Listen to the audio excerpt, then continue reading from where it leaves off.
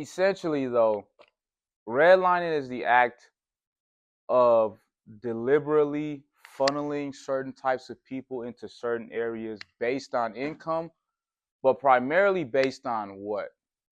Race. Because to this day, the same type of people that were living here still live in these areas. Who lives in Shorewood, Whitefish Bay? Predominantly. Who predominantly lives in Wauwatosa? Predominantly white people. So they have all the best areas, thus they have all the best living standards. And like, The differences I see is in the projects, you will also see a lot of fire stations, police cars, a lot of sirens, a lot of things that are ran into. You don't see people walking across the streets happy. You see people struggling. You see the hardship. You see people struggling to find jobs. People need money, etc. And I see in the good neighborhoods that people are walking their dogs. People are having fun. People are actually enjoying the weather. People are outside, actually having a say in their life and actually taking advantage of it. And I feel like in the projects, there's not much of that, and we need more hope. when you go on the north side, what do you notice about the buildings there? They're run down. We got a name for them. We call them bandos, right? We got bandos. They've been abandoned because there's no money to be poured into the houses. It's still true to this day. What about the roads? Terrible. Terrible. Who's driven down Titonia? Feel like Six Flags, right? Yeah. Notorious. What about North Avenue? Who's driven down North Avenue past Fond du Lac? What it look like over there? Ryan, what it look like over there? Not good. Yeah. I don't even like looking around when I'm over there. I'm tunnel vision when I'm driving over there, just because I don't want to feel the pain in my eyes when I see how bad our communities look. But the houses, the roads, what other crucial institution is affected by this? Education. With schools being at a lesser quality than the other schools, what do you think happens to the kids going to these schools in this area? They don't get the same type of education.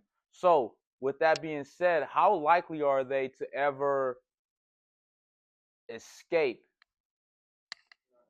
Not likely, because the key to financial success, or the key to a good life, just period, is education.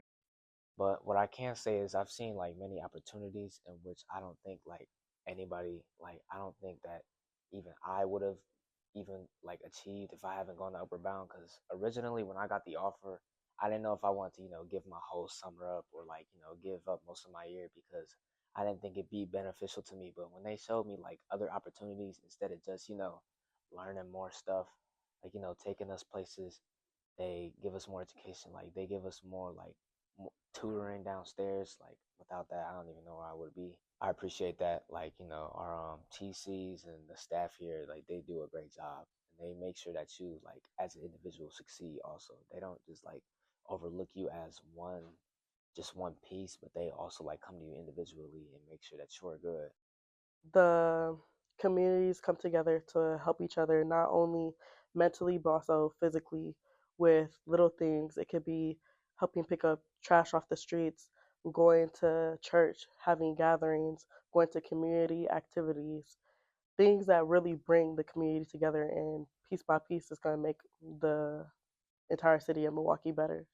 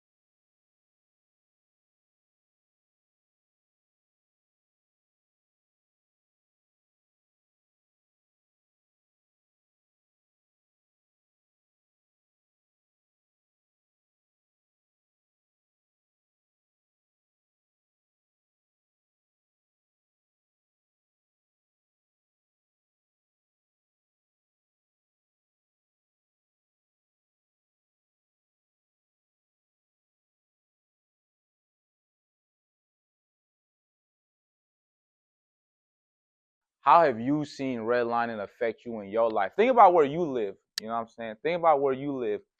Do the colors pretty much sum up how it is over in your area? And to what extent? To the extent of education, do you go to a school in this area, right? Do you go to a school like my school that we only have like 2 clubs.